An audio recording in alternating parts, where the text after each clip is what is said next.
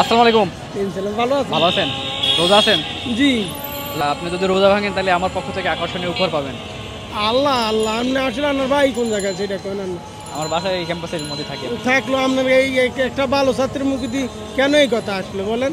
আসলে তাহলে আপনি একজন ভালো ছাত্র এই কথাটা কেন বললেন? জি, রোজা রাখছেন কেন তাহলে? হ্যাঁ, রোজা রাখছেন কেন? তো রোজা রাখছি তো আল্লাহর ভয়, আল্লাহর হুকুম।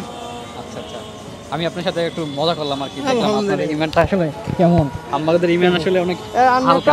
আমি টাকা লাগবে না, নেন। না না, আমি আপনার ইফতার দিয়ে গেলাম। না না না না, এইটা আপনি খুশি হয়ে দিছি। এইটি আপনি এটা দিয়ে সেরে খাবেন, খুশি হয়ে দিলাম।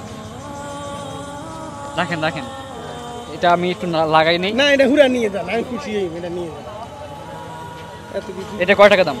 আমি এটার কথা তো আমার কথা বলবো না, এলে মনে কষ্ট যাবে আমার। আমি এটা আপনাকে গিফট করছি, আপনি আমাকে অনেক বেশি টাকা দিচ্ছেন। আল্লাহ বাঁচা কান্নারে, আল্লাহ বড় বানা কান্না।